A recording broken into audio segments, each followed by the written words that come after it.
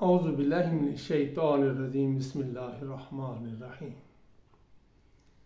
आज का जो मेरा मौजू है वो ये है कि दौरे हाज़िर में औलाद की तरबियत के मसाइल और उनका हल। मैंने अपनी भतीजी से कहा कि किस मौजू पर मुझे गुफ्तगू करनी चाहिए। उसने मुझे इस तरफ तवज्जो दिलाई। फिर हमने बैठकर इन निकात का अहाता किया। पहला नुक्ता, उनकी इज्जत नफ्स का ख्याल किया जाए। उनके नुक्ता नजर को गौर से सुना जाए। उनके मामलात में दोस्ताना रहनुमाई की जाए। नस्ली फर्क को कम से कम किया जाए, यानी जिसे जनरेशन गैप कहते हैं। दिमागी और जिस्मानी सलाहियतों को तस्लीम किया जाए। दुनियावी और दीनी मामलात में तावन कायम किया जाए। उनकी खूबियों की हौसला अफजाई की जाए। धौंस नहीं दलील से कायल किया जाए। झूठी अनाओं के बुतों को तोड़ना होगा। क्या आप अपने घर को जन्नत बनाना चाहते हैं? ये 10 नुकात हैं जिनकी तरफ हमें तवज्जो करनी चाहिए। पहली बात यह कि उनकी इज्जत नफ्स का ख्याल किया जाए। दूसरों के सामने इज्जत को मलहूज़े खातर रखा जाए। उनके असली नामों से उन्हें एहतराम से पुकारा जाए। उनके मनफी बातों को दूसरों के सामने जिक्र ना किया जाए। दूसरों की औलाद से अपनी औलाद का मुआवजा मत करें। ननहाल और ददहाल के मामलात में एहतराम को तरजीह दी जाए। इनमें कोई फर्क नहीं होना चाहिए ननहाल और ददहाल के मामलात में। अगला नुक्ता जो है, उनका नुक्ता नजर गौर से सुना जाए।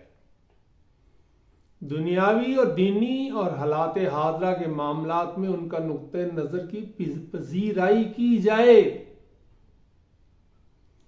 उनके मामलात में दोस्ताना रहनुमाई की जाए। अगर वो मांगते हैं, आपसे रहनुमाई तलब करते हैं, तो दोस्ताना माहौल होना चाहिए। अपनी जाती राय उन पर मुसल्लत ना की जाए। अक्सर वालिदैन यही करते हैं। सबसे बड़ी गलती उनकी यही होती है कि अपनी जाती राय उन पर मुसल्लत करते हैं। जाती मामलात में उनकी और अपनी सोच में तवाज़ुन कायम किया जाए। कोशिश करनी चाहिए कि वो ऐसा मामला बन गया है तो तवाज़ुन जो है उसको इख्तियार किया जाए। नस्ली फर्क को कम किया जाए, जिसे जनरेशन गैप कहते हैं। ये कुदरती तौर पे सोचों के दरमियान फर्क होता है, तो उसको कम करने की कोशिश करनी चाहिए। उनका नुक्ता नजर भी सुनना चाहिए। उनके नुक्ता नजर अपनी सोच में दूरियों को कम से कम किया जाए। ये कुदरती तौर पे होता है। एक नस्ल कुछ सोचती है और आने वाली जदीद नस्ल के सामने कुछ और तकाजे होते हैं, उसके बारे में सोच रहे थे।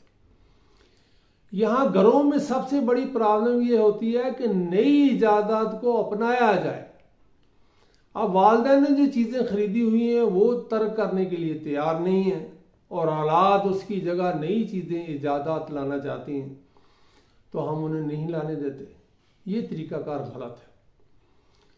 अगला नुक्ता जो है, दिमागी और जिस्मानी सलाहियतों को तस्लीम किया जाए। हर बच्चा जो होता है वो अपनी दिमागी और जिस्मानी सलाहियत के एतबार से मुख्तलिफ सलाहियतों का मालिक होता है। हम यही समझते हैं कि वो मैं जैसा चाहता हूं वैसा बन जाए। उनको कम तर समझने की बजाय उनकी जो सलाहियतें हैं उनसे इस्तिफादा हासिल किया जाए। फिर ये मामला है कि दुनियावी और दीनी मामलात में तवाज़ुन कायम किया जाए। बहसो मुबासा और दलील से दुनियावी और दीनी मामलात का हल उनके सामने पेश किया जाए।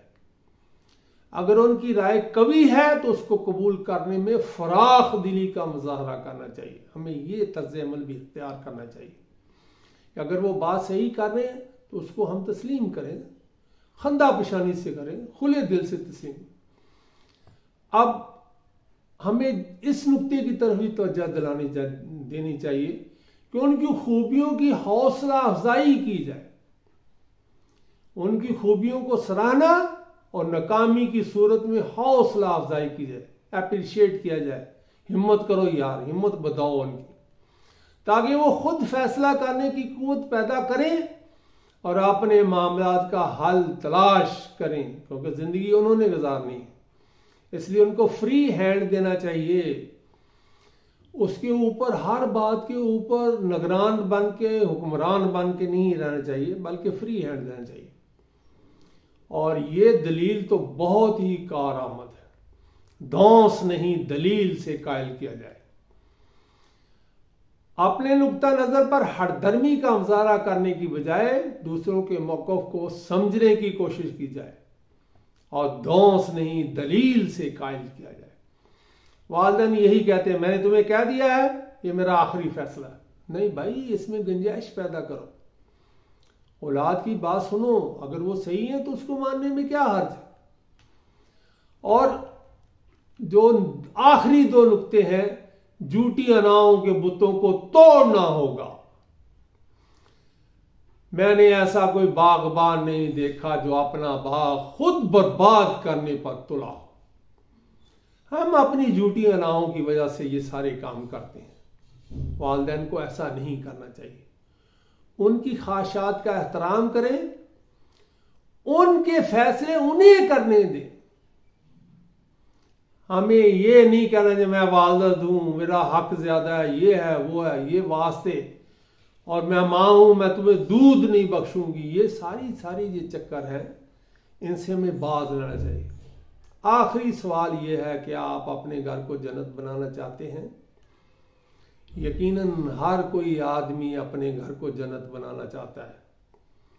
इतनी मेहनत से वो घर बनाता है और उसको जहन्नम बनाने के लिए तो सब तैयार है, लेकिन उसको कैसे जन्नत बनाया जाए?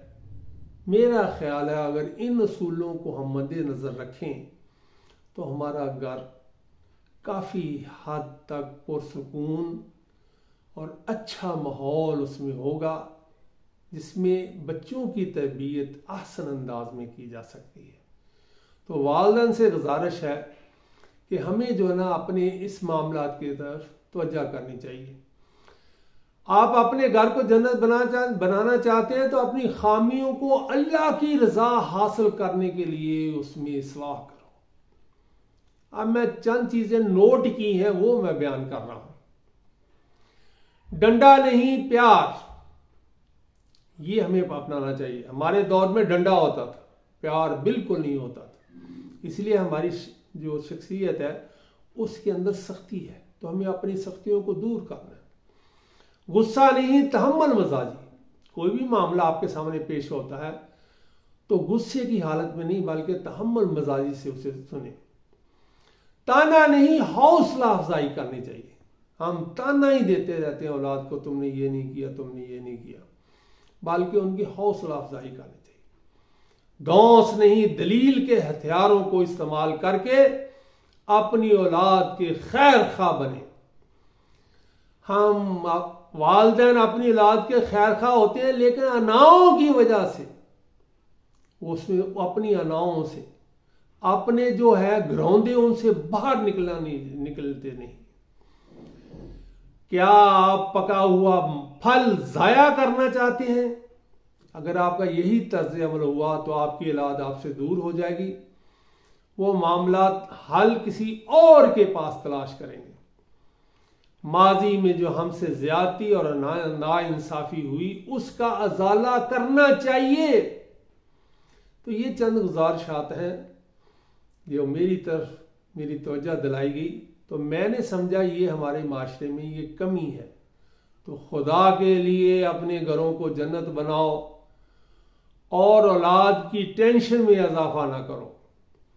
उनके साथ दोस्ताना माहौल होना चाहिए ताकि वो जो भी बात हो आपसे आसान अंदाज में बगैर किसी झिझक के कर सकें। जज़ाकल्लाहु खैरा। अल्लाह हमें हदायत दे, अल्लाह हमारी और हमारी औलाद की हिफाजत करे। जज़ाकल्लाहु खैरा।